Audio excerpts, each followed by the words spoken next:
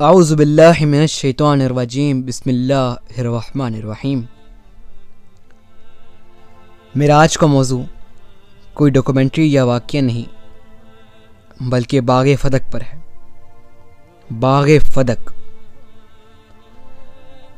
پیغمبر اسلام نے تمام جنگیں ڈیفینسو لڑیں، یعنی آپ نے خود پہلے حملہ نہیں کیا سوائے خیبر کے۔ لیکن میرا عقیدہ یہ ہے کہ غزوہ خیبر بھی جہاد ابتدائی نہیں تھا، یعنی آپ کی طرف سے پہلے حملہ نہیں کیا گیا، بلکہ یہودی مسلمانوں کو روک کر انہیں لوٹ لیا کرتے تھے۔ پیغمبر اسلام نے ان کو ایک بار پیغام بھجوایا کہ خیبر والوں، میرے ماننے والوں کو اذیت دینا بند کرو۔ پھر دوسری مرتبہ آپ نے یہی پیغام بھجوایا لیکن وہ باز نہ آئے۔ پھر آپ نے تیسری مرتبہ پیغام بھجوایا اور کہا کہ اے خیبر والو، اگر تم باز نہیں آئے تو میں یہ آخری مرتبہ کہہ رہا ہوں، اس کے بعد میں خود آ کے تمہیں اپنے ہاتھوں سے روکوں گا اور 40 دن میں تمہارا یہ قلعہ فتح کر لوں گا۔ انہوں نے پھر بھی اپنے عادتوں کو جاری رکھا۔ مسلمانوں کو روک کر انہیں لوٹنا ان کی ایک عادت بن چکی تھی، لہٰذا وہ یہ کام کرتے رہے۔ اب پیغمبر اسلام نے خیبر کو فتح کر لیا۔ اب خیبر کا سننا تھا کہ رسول اسلام نے تو خیبر فتح کر لیا، واپس مدینے آ رہے تھے۔ راستے میں فدق آیا۔ اب فدق پہ رسول اسلام پہنچے تو وہاں کے یہودیوں نے کہا کہ ہم جنگ نہیں کریں گے، اے محمد ہم آپ سے جنگ نہیں کریں گے، کیونکہ ہمیں سننے کو آیا ہے کہ آپ کے ساتھ کوئی حیدر کرار جیسا بہادر ہے کہ جس نے مرحب جیسے، حارث جیسے، انتر جیسے کو قتل کیا ہے، لہٰذا ہم آپ کے ساتھ جنگ نہیں کریں گے، اور یہ جو باغ فدق ہے ہم آپ کو یہ جزیے کے طور پر دیتے ہیں۔ اب جہاں جنگ ہوتی تھی اور جو کچھ مال ملتا تھا وہ آتا تھا مال غنیمت میں۔ اب مال غنیمت میں پیغمبر اسلام کا بھی حصہ ہوتا تھا، اور جو کوئی جنگ کرنے جاتے تھے ساتھ ان کا بھی حصہ ہوتا تھا، اور جو فاتح تھا اس کا حصہ زیادہ ہوتا تھا، اور جو سپہ سالار تھا اس کا حصہ، اس کے بعد پیادوں کا، گھڑ سواروں کا حصہ ہوتا تھا۔ یہ کہلایا جاتا تھا مال غنیمت۔ اب اللہ تعالیٰ نے قرآن مجید میں آیت نازل کی اور فرمایا کہ مسلمانوں، جب تم نے گھوڑے نہیں دوڑائے، جب تم نے تلواریں نہیں چلائی تو اس میں تمہارا کوئی حصہ نہیں۔ جو کچھ بھی بغیر جنگ کیے مل جائے وہ صرف میرے رسول کا ہے۔ اب وہ جہاں چاہیں خرچ کریں، فقراء کو دیں، مسکینوں کو دیں، یتیموں کو دیں، بیواؤں کو دیں، وہ جس طرح سے چاہیں وہ خرچ کریں، وہ ان کا ہے۔ اب دیکھا جائے تو باغ فدق میں جنگ ہی نہیں ہوئی تھی، جنگ ہوئی تھی خیبر میں، راستے میں تھا باغ فدق۔ اب باغ فدق میں مسلمانوں کا کوئی حصہ نہ تھا، اب وہ جس طرح سے چاہیں خرچ کریں، وہ ان کا ہے۔ اب دیکھا جائے تو باغ فدق میں جنگ نہیں ہوئی تھی، جنگ ہوئی تھی خیبر میں، راستے میں تھا باغ فدق۔ اب باغ فدق میں مسلمانوں کا کوئی حصہ نہ تھا۔ اب اللہ تعالیٰ نے قرآن مجید میں آیت نازل فرمائی کہ اے میرے حبیب، اپنے قرابت داروں کو ان کا حق دے دیجئے۔ اب پیغمبر اسلام کے سب سے قریب ان کی بیٹی جناب سیدہ تھی۔ اب پیغمبر اسلام نے باغ فدق کے کاغذات بی بی کو دے دیے اور کہا کہ سیدہ، یہ باغ فدق آپ کا ہے۔ اب جناب سیدہ نے تو باغ فدق میں جانا نہ تھا، لہٰذا اب بی بی نے رسول اسلام کے سامنے یہ کاغذات جناب امیر کو دے دیے اور کہا کہ آپ وہاں پر ملازمین رکھیے اور اس کی حفاظت رکھیے، دیکھ بھال رکھیے۔ اب رسول اسلام کی شہادت ہوئی تو حاری جو باغ فدق میں کام کرتے تھے جناب سیدہ کے در پر آئے۔ جناب امیر باہر تھے، جناب سیدہ نے دروازہ نہیں کھولا اور وہیں سے آواز دی کہ کیا بات ہے۔ انہوں نے کہا کہ ہم آپ کے خادم و نوکر ہیں، ہم آپ کے ہاں کام کرتے تھے، ہمیں حکومت نے نکال دیا ہے اور آپ کے باغ پہ قبضہ کر لیا ہے۔ اب بی بی نے فوراً خواتینوں کے ذریعے سارے مدینے میں اس بات کو پہنچایا کہ اس طرح ہو گیا ہے۔ اب سب خاموش رہے، बीबी ने सब बीबियों को बुलाया और बताया कि मैं 3 दिन की मोहलत दे रही हूँ। अब जब कुछ भी ना हुआ तो बीबी ने कहा कि मैं खुद जाके अपना मुतालबा करना चाहती हूँ।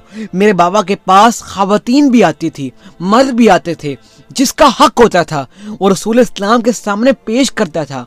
मैं अपना हक मांगने खुद जाऊंगी, लेकिन अस्मा खानदान की तमाम ख़वातीनों को बुलाओ। मैं ख़वातीनों की झुरमट में जाऊंगी ताकि पर्दे का एहतमाम रहे। अब एक मर्तबा बीबी आई। अब सारे के सारे रावियों ने इस बात को लिखा है कि जैसे बीबी आई, मस्जिद में अल्लाह अकबर की सदाएं बुलंद होने लगी, क्योंकि ऐसा महसूस होता था कि जैसे पैगंबर इस्लाम आ रहे हैं, एक नूर चला आ रहा है। अब बीबी दाखिल हुई।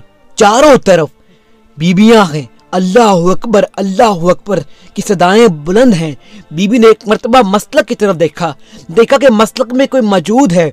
बीबी ने कहा, तमाम तारीफें उस खुदा के लिए हैं जिसने आले मोहम्मद पर इल्हाम नाजिल किया, वही नाजिल की। बीबी ने तौहीद बयान की, रिसालत बयान की और कहा कि इस अरब के पूरे खित्ते के अंदर तारीखी थी, कुफर था, जुल्मत थी, कुछ नहीं लोग जानते थे, जहालत थी। इस जहालत और तारीखी में अल्लाह ताला ने एक नूर भेजा जिसका नाम मोहम्मद था।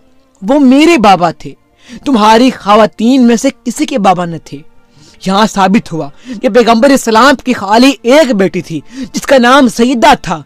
बीवी ने जुमला कहा कि ए अरब के लोगों, तुम लोग कुछ ना जानते थे, मेरे बाबा ने तुम्हें ईमान सिखाया, मेरे बाबा ने तुम्हें पाकीज़गी सिखाई।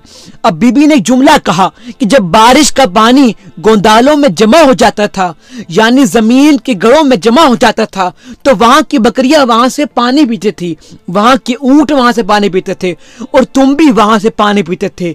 मेरे बाबा ने तुम्हें बताया कि जमजम क्या होता है, मेरे बाबा ने तुम्हें बताया कि जमीन में कुएं कैसे खोदे जाते हैं, मेरे बाबा ने तुम्हें पाकीज़गी सिखाई, मेरे बाबा ने ईमान सिखाया।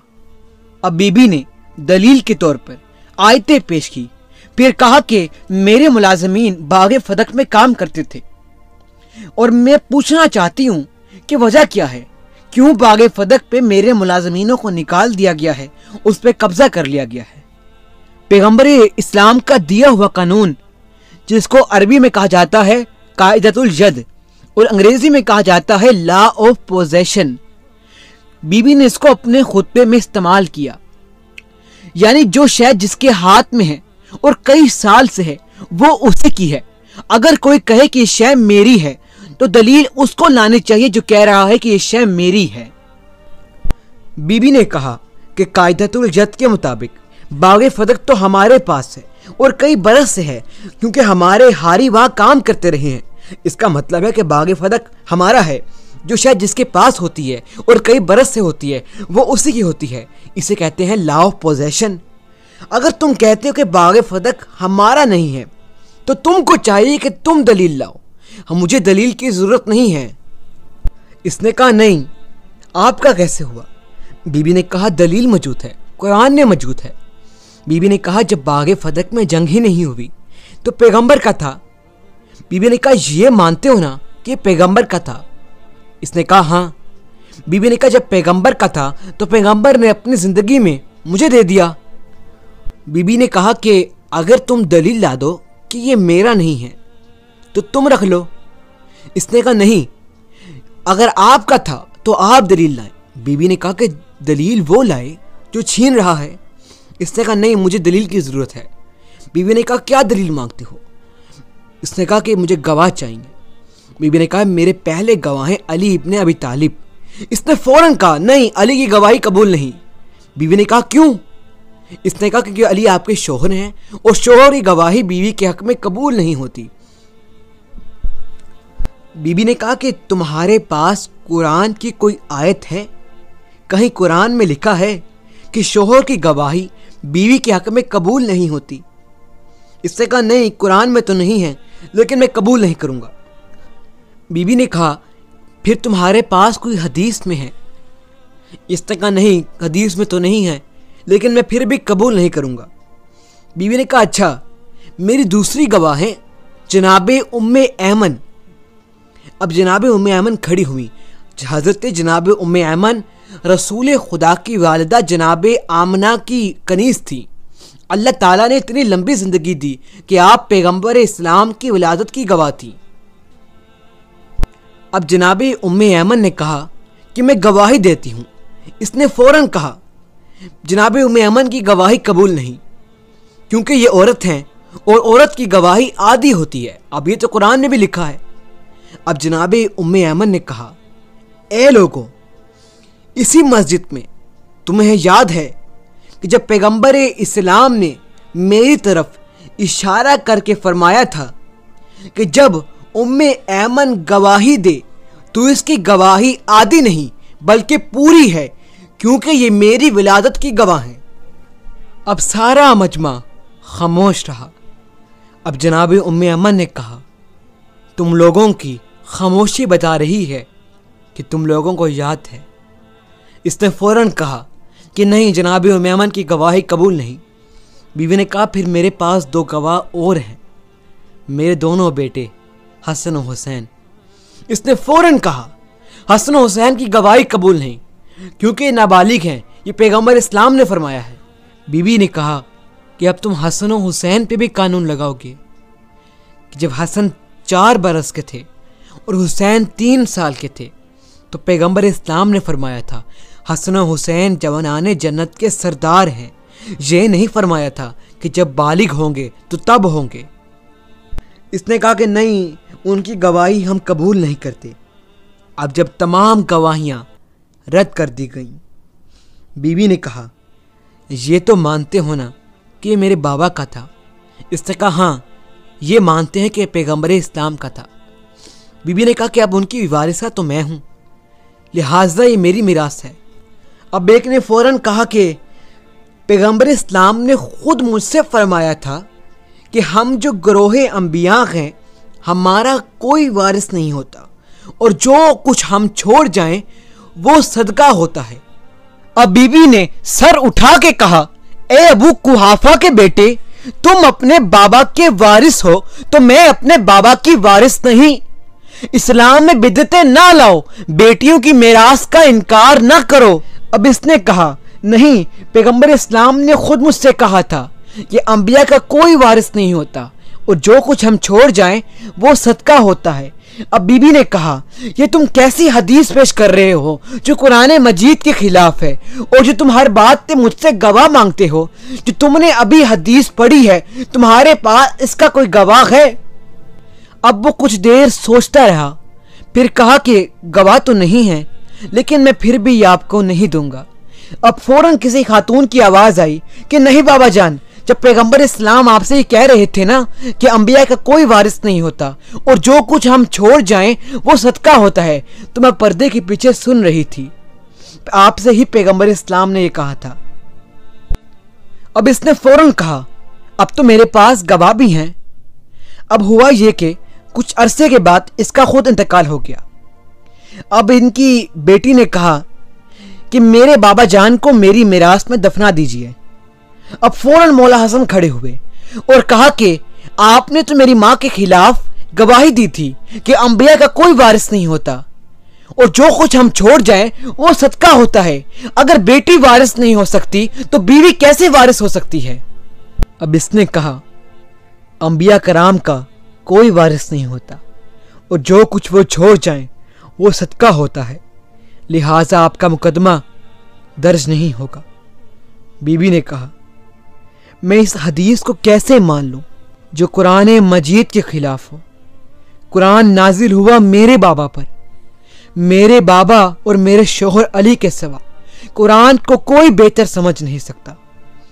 یہ کیسی حدیث لائے ہو جو قرآن مجید کے خلاف ہے؟ جبکہ قرآن مجید میں آیتیں ہیں۔ اب بی بی نے آیتیں پیش کی، لیکن میں یہاں 3 آیتیں پیش کروں گا جو بی بی نے پیش کی۔ پہلی آیت، اے ایمان والو کہ جب بھی میراث دو تو بیٹوں کا حصہ بیٹیوں کی نسبت زیادہ ہوگا۔ اب بی بی نے کہا کہ جب اللہ کہہ رہا ہے سارے ایمان والو تو کیوں نہیں کہا انبیاء کے بیٹے نہیں ہیں، انبیاء کی بیٹیاں نہیں ہیں؟ اس نے کہا میں تسلیم نہیں کروں گا، بیوی نے کہا آیت سن، دوسری آیت، جناب زکریا نے دعا کی، جناب زکریا ہے نبی کہ مجھے ایک بیٹا عطا فرما جو میرا بھی وارث ہو اور ساری آل یعقوب کا بھی وارث ہو۔ جناب زکریا کا صرف ایک بیٹا ہوا، نام ہے یحییٰ۔ تم کیسے کہہ سکتے ہو کہ انبیاء کا کوئی وارث نہیں ہوتا؟ اب ایک اور آیت سن لو، داؤد کے وارث بنے سلیمان، داؤد بھی نبی، سلیمان بھی نبی۔ اللہ نے قرآن میں اتنی آیتیں پیش کی ہیں، لیکن میرے بابا نے کبھی نہیں کہا کہ یہ آیت منسوخ ہے، کہ جبکہ قرآن میں لکھا ہے انبیاء کے وارث ہیں، تو تم کیسے انکار کر سکتے ہو؟ بی بی نے ہر آیت پیش کی، لیکن اس نے کہا ہم تسلیم نہیں کرتے، ہم آپ کے مقدمے کو قبول نہیں کریں گے، اور یہ میراث ہم آپ کو کسی صورت میں نہیں دیں گے۔ لعنت بر دشمن زہرا۔